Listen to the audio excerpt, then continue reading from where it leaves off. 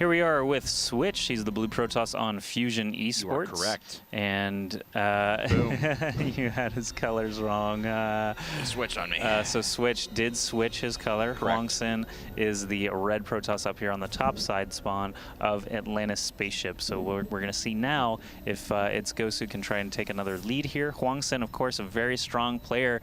In the previous season of IPL TAC 3, he either 3 or 4 killed one of the Korean teams, if I remember correctly, and correct. He's just a really, really powerful player. And it took up until almost one of the last rounds of the tournaments, even though GoSu was knocked out relatively early, for people to actually pass HwangSin up in number of kills. I mean, obviously Deja was kind of the, I won't even say kind of, was the star of Team Arena Challenge 3.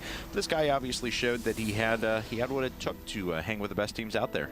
That's true. So HwangSin, obviously, this is a new season of our team league. He wants to get GoSu back up to, you know, that premier division eventually. So he's going to have to make something happen here in the IPTL amateur division. Switch has already proven that he can take out DDE, which is no small feat. So I know I wouldn't be able to do that.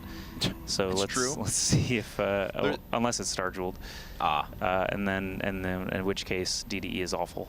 But I have beaten, calling him out. No, I have beaten DD and Star Jeweled. I'm trying to remember Sheth. I'm trying to think of which program gave me the most trouble in Star Jeweled. Okay. It's actually not a programmer at all.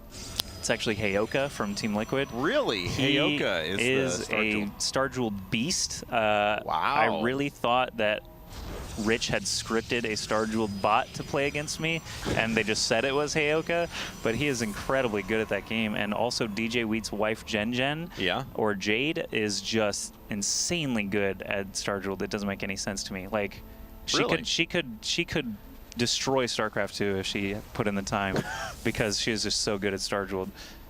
Yeah, the skills are directly linked as well. So, APM at least. Yes.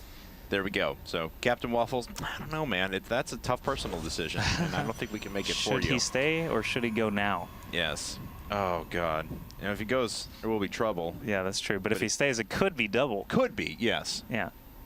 Oh, God. All right. So, we just got to let him know. Yes, yeah. That's true. Should he stay or should he go? So, Zealot tearing after that pro. Pop culture references aside. I really hope anyone got that. Second gas now, so.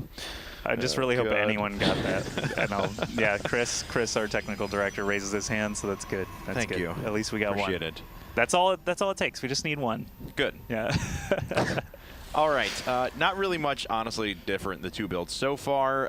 Looks like HwangSin had decided to expend a well, he saved up a little bit extra Chrono Boost. It looks like that's going into Stalkers right now, but because he does have an extra one out on the field, and his second one is going to hit quite a bit faster than his opponents. But other than that, not too much different. This could actually be a problem, though, for Switch. That's true. He's going to lose quite a bit of the health on the cell before it's able to return back home.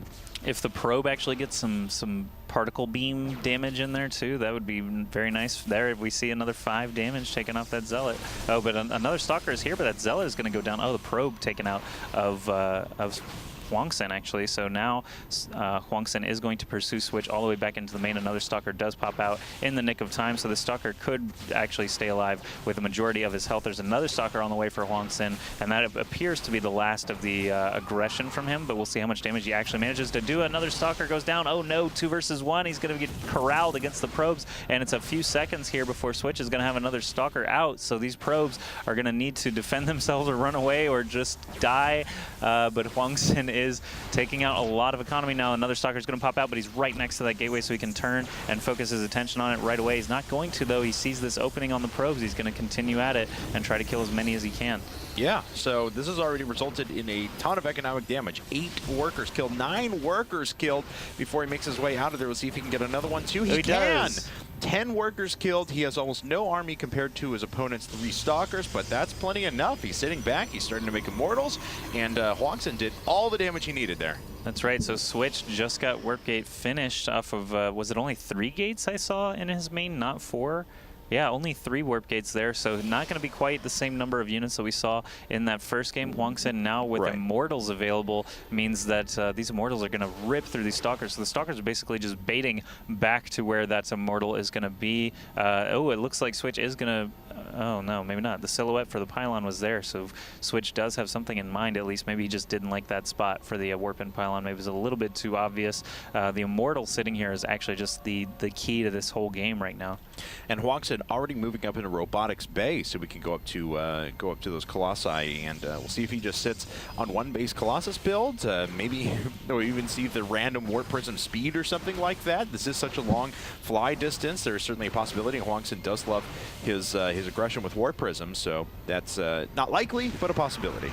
That's true. Now that the bay is finished, he does actually have enough to make a Colossus here soon. He needs a little bit more gas. Yeah, just for that 200 gas, and see if he cues that up momentarily. Yeah, but it's timed pretty well with this Immortal popping out anyway. He will have enough for that first Colossus right away, and there he is building it. So the forward pylon does get discovered, so Switch also losing that pylon. That's going to hurt him a little bit. Obviously, 100 minerals to replace that. Dark Shrine coming up. When you're behind. Yep, when you're behind, build a Dark Shrine. Yes. Yes. Perfect rhyme.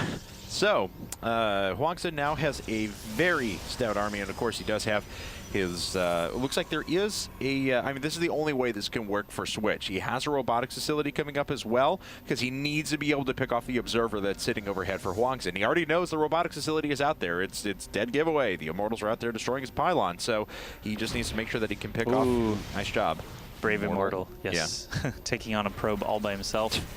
Very, very good work there from that Immortal, but these 3 Stalkers, I'm not sure where they're headed, because it's not home and it's not to HwangSin's base. He's taking the roundabout method so he doesn't get caught by those Immortals, so I'm not sure if and when they'll actually be able to arrive there. Colossus now strutting his way across the map as well. He has vision on the high ground, and I'm not sure where the Observer is, actually. Where's the Observer there? Right there. Oh, okay, so it's a little bit to the left. That's enough vision range for him to take out that pylon. Nexus being focused down very quickly now. Cancel on that. And right now, HwangSin in good position to try and bust up this front. The Stalkers, or excuse me, Sentries, of course, need to do something, but GG is called before anything even happens. Wow. All right, HwangSin, that was a